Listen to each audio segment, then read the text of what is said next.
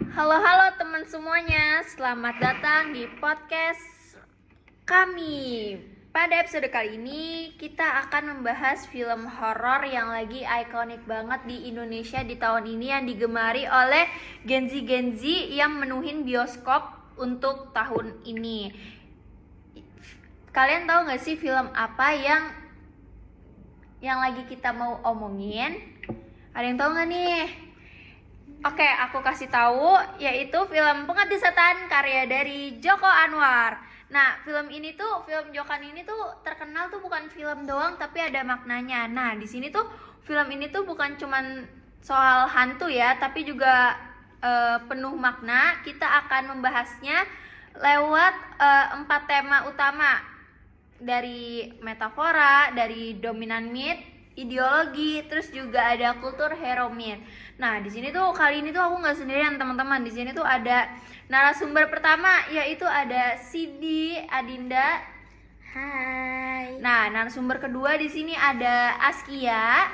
Halo.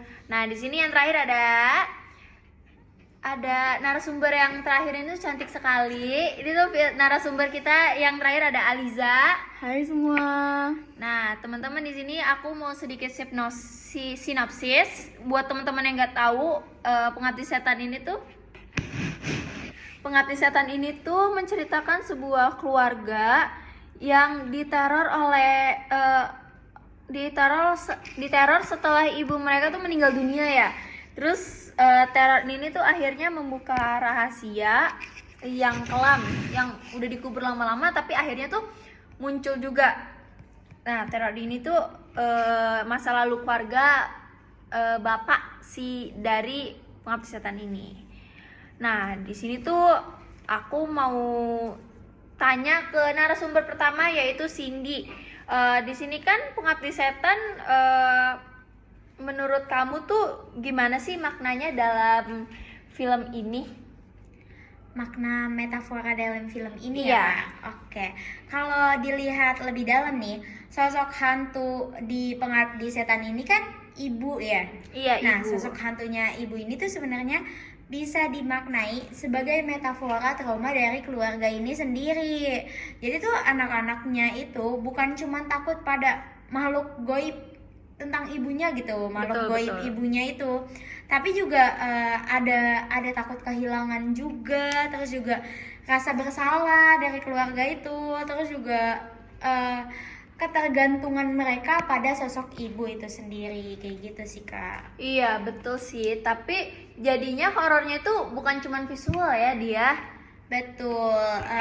Ketakutan psikologisnya justru lebih dominan di film ini dibanding horor fisiknya justru.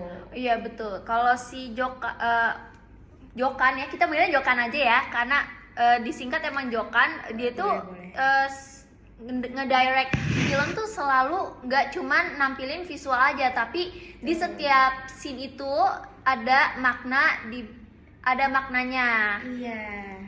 Benar. Jadi Kak Cindy sudah menjelaskan gimana makna dari yang pertama ini. Iya, makna metafora itu tersendiri. Oke, selanjutnya aku mau nanya ke narasumber yang kedua, yaitu Kia. Nah, di film ini tuh Pengabdi Setan yang kita bahas ini juga kental sama mitos. Nah, bisa dijelasin menurut Kia tuh gimana?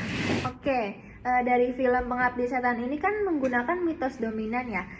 Dia tuh juga udah sangat familiar di masyarakat, seperti yang rumah tua yang angker, arwah gentayangan, dan kepercayaan bahwa orang yang meninggal tuh masih bisa kembali ke dunia orang hidup. Karena udah akrab di kehidupan sehari-hari ya. Betul, karena mitos-mitos ini kan sering kita dengar ya sejak kecil. Jadi tuh penonton lebih mudah percaya dan ngerasa takut.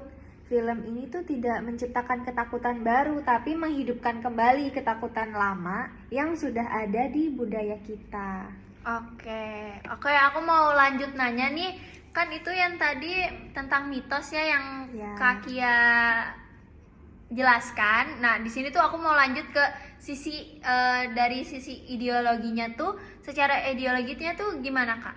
Nah, kalau dari ideologinya, film ini tuh sangat menekankan nilai keluarga, kepatuhan, dan agama. Film ini tuh seolah-olah nunjukin bahwa kesalahan orang tua, terutama dalam hal keimanan dan moral, bisa berdampak besar pada anak-anaknya. Jadi nilai horor yang ditanamkan tuh, jadi ada nilai ya yang ditanamkan dari film Pengabdi Setan ini lewat horor. Iya, horor dipakai sebagai alat penyampaian nilai. Oke, jadi Jokan ini tuh bener-bener ini banget ya, rumit sekali filmnya kalau kalian telah ada lebih dalam lagi. Nah, selanjutnya aku mau tanya ke bintang tamu terakhir. Nah, di sini tuh aku mau bahas tentang kultur Heromit. Nah, di sini Aliza, aku mau nanya, film Pengabdi Setan ini ada sosok penyelamat gak sih? Menurut kamu tuh gimana? Menurut aku sih ya, sosok Ustadz di film ini tuh berperan sebagai kultur Heromitnya sendiri. Nah, dia ini digambarkan sebagai tokoh yang memahami dunia gaib dan jadi penengah antara manusia dan kekuatan jahat tersebut. Ini tuh bisa mencerminkan kepercayaan masyarakat bahwa sebenarnya tuh tokoh agama itu bukan solusi terakhir saat logika itu gagal sebenarnya. Oh, jadi seperti itu ya. Dan itu tuh sangat relevan ya di budaya Indonesia, udah biasa banget tuh kayak gitu.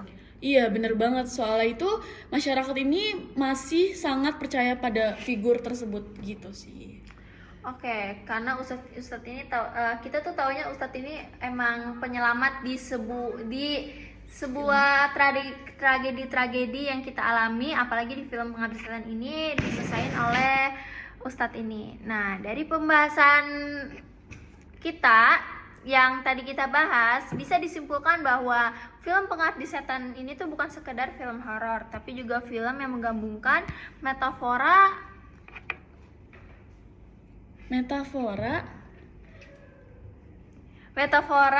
ketakutan, mitos dominan, ideologi, keluarga, dan agama, serta peran pahlawan budaya ya, yang tadi Aliza sebutin, yaitu Ustadz. Iya, bener banget. Oke, ada kakak-kakak di sini yang mau disampaikan dari film Pengabdi Setan ini?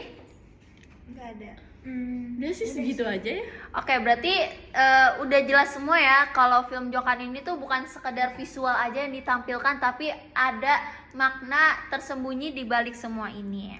Nah, di sini terima kasih untuk teman-teman sudah mendengarkan podcast kami. Semoga pembahasan ini tuh menambah wawasan kita tentang film horor Indonesia. Sampai jumpa di episode selanjutnya.